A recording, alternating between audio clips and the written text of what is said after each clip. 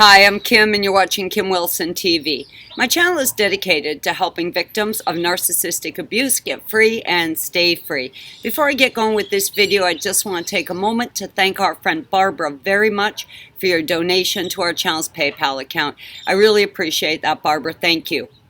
I am up on my rooftop today, which is much like visiting the surface of the sun. Holy cow, is it a hot day in Puerto Vallarta.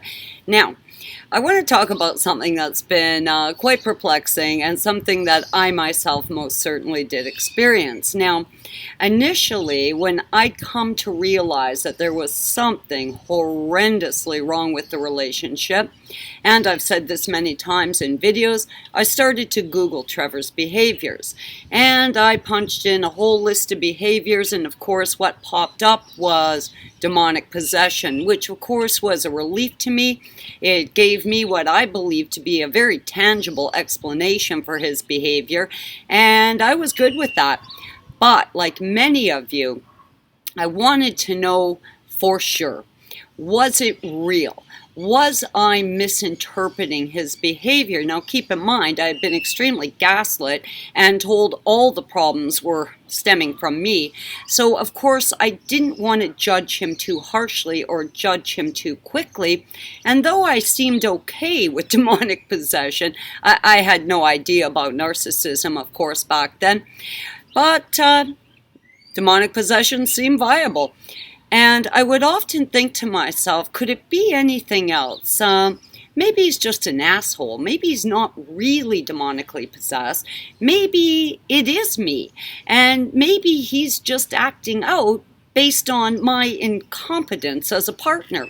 Now, I've received thousands of emails, and it's really quite amazing to me how all narcissists are the same. They're all the same across the board. I don't care if they're male or female, black or white, gay or straight, they're all the same. Nation to nation, same narc crap pouring out of their mouths, same odious behaviors. But as strange of an anomaly that is, we too have tremendous similarities amongst us. We often feel the same way in the relationship. We feel the same way once we break free of the relationship. And we don't want to be quick to judge. We don't want to be harsh.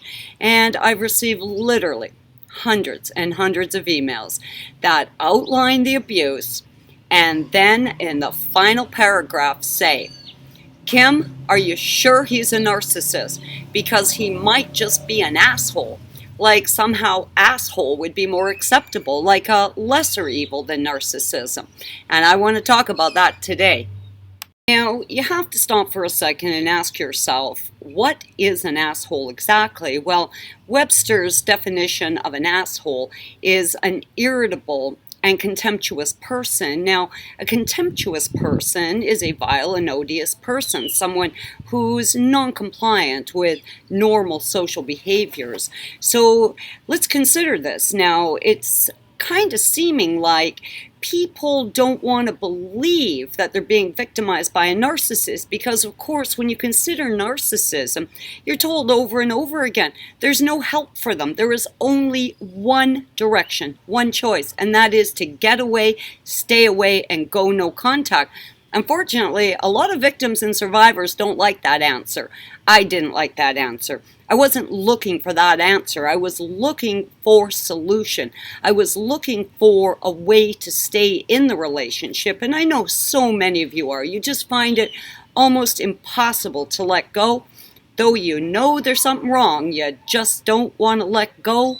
And if it is narcissism, you feel compelled to let go. You're forced to look at the reality that they're never getting better. They're only getting worse.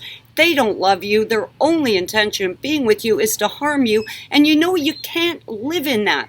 So you look to the next possibility, which is maybe they're not a narcissist, maybe they're just an asshole. Now, let's consider this, guys, because I believe as empaths, as true and authentic human beings, we should have a broader choice when it comes to love interests, potential partners, friends, co-workers. We should have a broader choice than narcissist or asshole. Like asshole is now somehow acceptable compared to narcissist. Now, initially, when my research led me to believe that Trevor was demonically possessed, of course, I realized there was something wrong with that. I mean, I really didn't want to be with someone who was demonically possessed, and just like you, I started to weigh out the probability that possibly he is not demonically possessed. Maybe he really is just an asshole. Like somehow asshole was going to work. Now, think about the word asshole. Like really, focus on the word asshole. Close your eyes for a minute. What image comes to mind? Yuck. Seriously. You want to wake up beside that? You want to go to sleep beside that? You want to eat across a table from that? You want to walk down the street holding hands with that image? It's disgusting.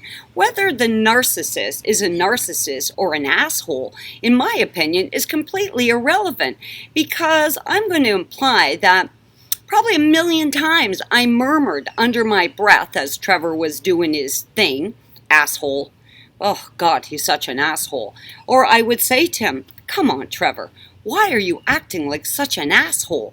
So in the end, I think narcissists are indeed assholes, and assholes could easily display narcissistic type tendencies. So I think we might be talking about one and the same thing here. And once again, I need to state, me, you, all of us, we deserve better than that. We have broader options than that. Our only options in life are not narcissist or asshole when it comes to a potential love interest. In fact, there's a world full of normal, sane human beings out there, fellow empaths, people who would be great partners, people who would be kind and compassionate, people who could truly love you. So really, when people ask me that question, and hundreds of you have asked me the question, Kim, are you sure he's a narcissist? Could he just be an asshole? My answer to you is, who cares? I think as victims and survivors of narcissistic abuse, we would all admit that our sense of self had been gravely chipped away at. We really were in a position where we couldn't, through gaslighting, trust our own instincts, our own eyes, our own ears. We're feeling gravely confused. And I do believe it is this confusion, this state of heightened panic, stress, and anxiety, this fear that the person we loved is slipping away from us. I think it's all of this. Throw in the eggshells, the stress, the infidelity, the lies, throw it all into a great big pile, and you end up in a state of total and utter mental discombobulation. So with that said, it does kind of make sense that an empath would consider an asshole as a better option than a narcissist, though in the end, you don't need either in your life. Assholes display narcissistic tendencies, and narcissists are most definitely assholes. So in my opinion, when people ask me that question, I need to answer, what does it matter? What does it matter? Either way, you don't need a narc or an asshole in your life. And living with and loving and sharing your home and your bed with an asshole is really not a step up from doing it with a narcissist. It's all part and parcel. It's all the same smoldering pile of crap. It's just that this crap came out of an asshole. Guys, I love you lots, and I know that so many of you are struggling with this. So many of you want to believe that there is an option to leaving the narcissist.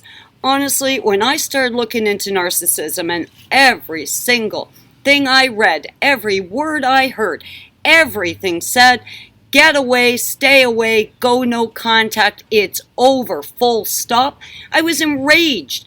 That's not what I was looking for. I was looking for a solution. I was looking for a cure to his problem. I was looking for an answer to make the relationship work.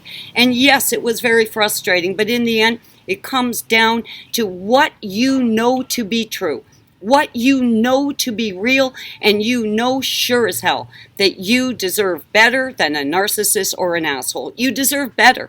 Because honestly, for me, if I thought that's what my two options were, I'd stay single forever. It's just not good enough. It's simply not good enough. So for those of you today who are pondering, hoping, wishing beyond what you've actually come to know, possibly wishing that your narc was only an asshole, ask yourself, is an asshole good enough for you? Come on. It's all bad. Asshole or narc, it's all the same thing. So guys, my answer to that question, and man, have I been asked it a lot of times, is simple. Who cares? Who cares?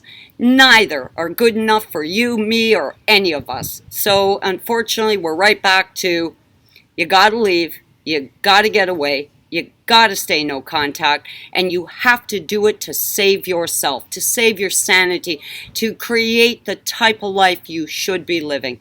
Anyways, that's the answer to my question. Guys, I love you lots. I'm Kim. You're watching Kim Wilson TV, and I hope you are having a great narc and asshole-free day.